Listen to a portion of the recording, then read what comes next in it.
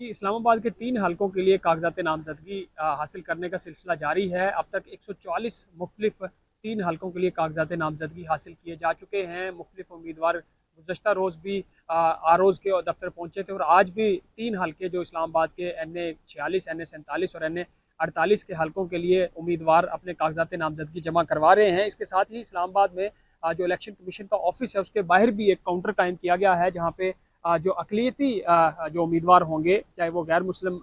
नशिस्तों के उम्मीदवार होंगे, वो भी अपने फॉर्म यहाँ से हासिल कर रहे हैं और दीगर जो उम्मीदवार हैं वो भी यहाँ से अपने फॉर्म हासिल कर सकते हैं जो कागजात नामजदगी उन्होंने जमा कराने हैं। इस्लामाबाद में आज के दिन तक अब तक 62 कागजात नामजदगी हासिल किए जा चुके हैं और चूँकि ये 3 बड़े हलके, इसमें से असद उमर जो तहरीक इंसाफ के रहनुमा पिछली बार MNA मुंतखब हुए थे, वो सियासत छोड़ चुके हैं। अली नवाज ऐवान जो है वो इस्तेकाम पार्टी में जा चुके हैं। तो तहरीक इंसाफ की तरफ से वकला ने शहर के जो हलके हैं वहाँ से इंतखाबात लड़ने का ऐलान किया है। NA 46 से जो शोएब शाहीन है, तहरीक इंसाफ के रहनुमा वकील हैं, उन्होंने इलेक्शन लड़ने का ऐलान किया जो असद उमर की नशिस्त थी। और दूसरी तरफ जो अली नवाज ऐवान का हलका है, वहाँ से डॉक्टर बाबर ऐवान भी उम्मीदवार हैं और देखना ये होगा, अभी तक उनकी तरफ से कागजात नामजदगी जमा तो नहीं करवाए गए क्योंकि तहरीक इंसाफ की टिकटों की जो पॉलिसी है उस पर भी अभी इमरान खान की हदायत सामने आना बाकी है। गुज़श्ता रोज़ तहरीक इंसाफ के जो वकला थे वो अडयाला जेल में इमरान खान से मुलाकात के लिए पहुंचे थे क्योंकि इमरान खान की हदायत के बाद ही टिकटें जारी की जाएंगी। लेकिन अभी तक ये जो 3 हलके हैं जिसमें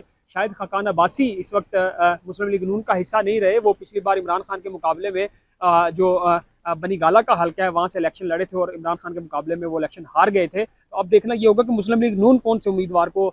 मैदान में उतारेगी, क्योंकि असद उमर का हलका है, वहाँ पे जो मकामी उम्मीदवार हैं कोई बड़ा नाम सामने नहीं आया और मजमूई तौर पर जो NA 46 के आज 6, NA 47 के लिए 26 और NA 48 के लिए 30 फॉर्म हासिल किए गए हैं। और कागजात नामजदगी जमा कराने के बाद इलेक्शन कमीशन में भी हम देख रहे हैं कि मुख्तलिफ सियासी जमातों की आमदोरफ्त है और दूसरी तरफ 2 दिन है, 22 दिसंबर तक ये कागजात नामजदगी जमा कराए जाएंगे। उसके बाद फिर इलेक्शन कमीशन अपने शेड्यूल के मुताबिक फर्दर जो प्रोसेस है उसको मुकम्मल करेगा और 11 जनवरी तक जो मुख्तलिफ जो उम्मीदवार हैं वो अपनी पार्टी का बताएंगे लाजमी कि कौन सी पार्टी की तरफ से वो इलेक्शन लड़ेंगे और 13 जनवरी वो दिन होगा जब तमाम उम्मीदवारों को इंतखाबी निशान अलॉट किए जाएंगे। तहरीक इंसाफ का अभी तक जो बल्ले का फैसला है वो भी इलेक्शन कमीशन में पेंडिंग है।